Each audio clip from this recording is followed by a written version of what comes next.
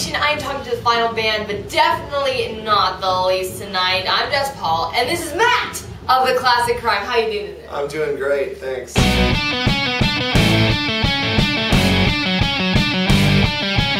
going to delve back into the history of the Classic Crime, and you guys started out in Seattle, Washington, sir. We did start there. In fact, one of your biggest singles is Seattle, which has been one of my favorite songs for a long time. So I want to ask you, now that you've traveled so much around the country, around the world, yes, have you been able to travel a lot of country? Yeah, we went to Australia and oh, that's fantastic. We've been to Canada. That's awesome. Are there any other areas besides your homeland of Seattle, Washington, that you can say have inspired you to write some of your music, or that you just, if not inspired you to write music, just really enjoy? Yeah, I mean, there's parts of the country, our country, that I really enjoy. Not necessarily because of the way that they look, but because we have little pockets of fans that come out to shows. And so, like, those diehards. Wichita, Kansas, Dallas, Texas, shout out. Des Moines, Iowa, Denver.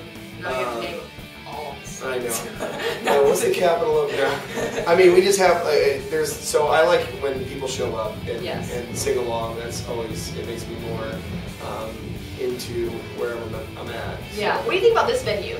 Like, a lot of viewers have seen us, like, be interviewing bands in the green rooms, but we're in Mr. Small's in Pittsburgh, and it's a church. There's another church that they've turned to venue, but what do you think about that? I love it. I know, yeah? I think it's great. It's got like a very... It was built for music. It's got like a sacred feel, and I think music is sacred, and I think that anytime you can perform it in a venue where it's not so corporate and it just seems spiritual, and I think that that's a cool thing. The Rocket Summer even said something like this, about himself. You guys have been considered a Christian band. Would you call yourself a Christian band? I wouldn't go as far as to say that, because I don't think our music fits that genre specifically, because what that sort of genre sounds like and sings about and that type of thing. I think that we're more concerned with writing music that is just honest, whether it's hard to hear. See, that's my problem I run into. I believe that I agree with you. Yeah, and I happen to be a Christian, and not everyone in the band is really decidedly set in their faith, and so we don't label ourselves that. But I agree. Sometimes that offends Christians, and sometimes they like that, and sometimes I don't know. We just have to be true to ourselves. You have released just recently a brand new album that is doing so well. I think a lot of people are enjoying it. It's called Phoenix. What currently is your favorite song to play on stage from Phoenix? From Phoenix, it's probably a song called, it's tied between a song called The Beautiful Darkside and a song called The Precipice. And we just shot a video actually for The Precipice. You just took my question. I was gonna. Sorry. I don't get to talk as much now. I'm just kidding. Sorry. Yeah. But yeah, I love those songs because they sound different than anything we've done. And like any typical musician, it's like what's your favorite? Well, it's the newest. Whatever we've done recently is what kind of, because that's the last thing that we were sort of inspired by. So give me a couple details about this video. Maybe details you haven't told any other.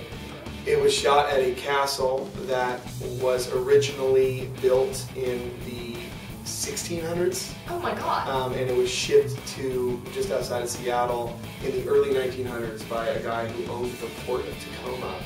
And they rebuilt the castle, and we were so lucky to be able to shoot there. They shot a Stephen King film there. They shot parts of There Will Be Blood there, and oh my God, so it's got quite a history. It's it's very, very cool, and so we were able to use that as our sort of backdrop, it's the nicest place we've ever shot a video, so that's exciting.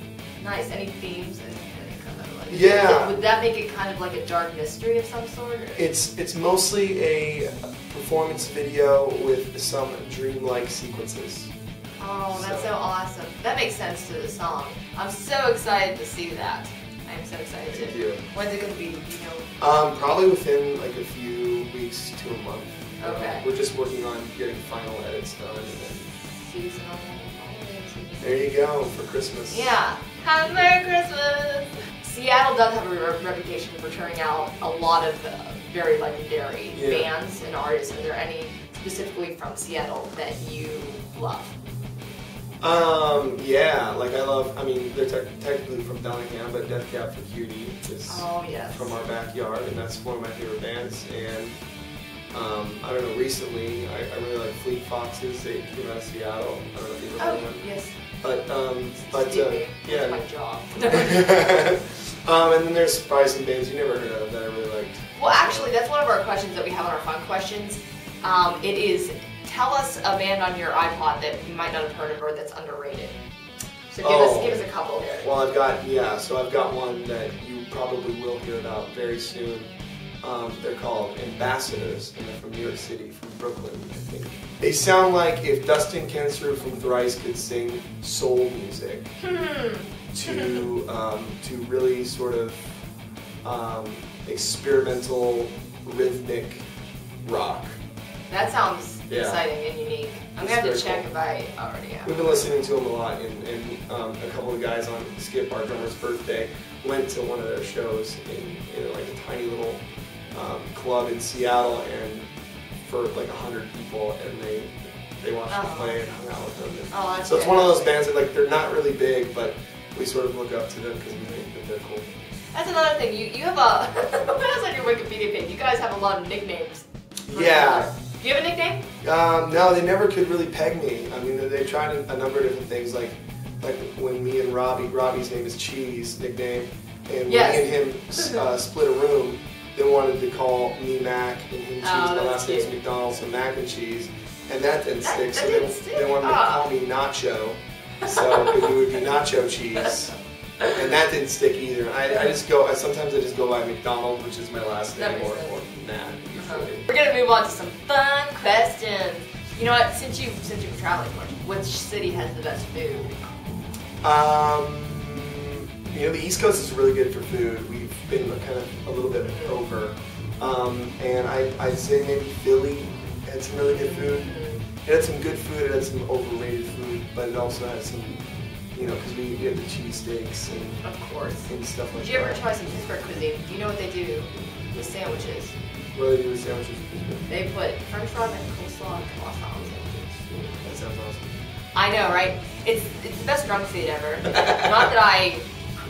Well, being in a band, we do appreciate a good hot dog with a lot of fixins. Yeah. So we're into it. Yeah, me and my boyfriend got some hot dogs the other week, and I'm just like, yeah, ketchup. It's like, that's not a hot dog. In Seattle, we do a Seattle dog. What's that? It's a smattering of cream cheese, Philadelphia cream cheese on the bun, and then hot dog, and then caramelized onions, and then like whatever kind of sauce you want on top, and like maybe even sauerkraut if you want it. Don't knock it till you try it. You know what? You're right. Really good.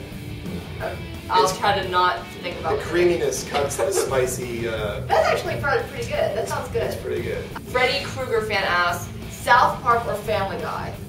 South Park. Yeah? Yeah. That Silverstein said the same thing. They had to fight about it until they convinced each other. There was actually an episode about Family Guy in South Park that's really awesome. Yeah. Because you know what? Because Cartman wants to shut down Family Guy because he thinks the jokes have nothing to do with the plot. There was like random, like, remember when we were in Mexico? Oh, that's true. And it flashes to something that has nothing to do with anything. It's just 80s, 90s pop references, which is cool. But it's actually a really good episode about how, basically it's the South Park creators saying that they're up their own ass with morals. Oh. And Family Guy isn't, and that's what makes them cool. Since we were talking about music, Skylar F asks, is there any song or band that you'd be ashamed or embarrassed to like? I'm not really ashamed to like late 90s pop, turn of the century, like NSYNC, Backstreet Boys, Britney Spears.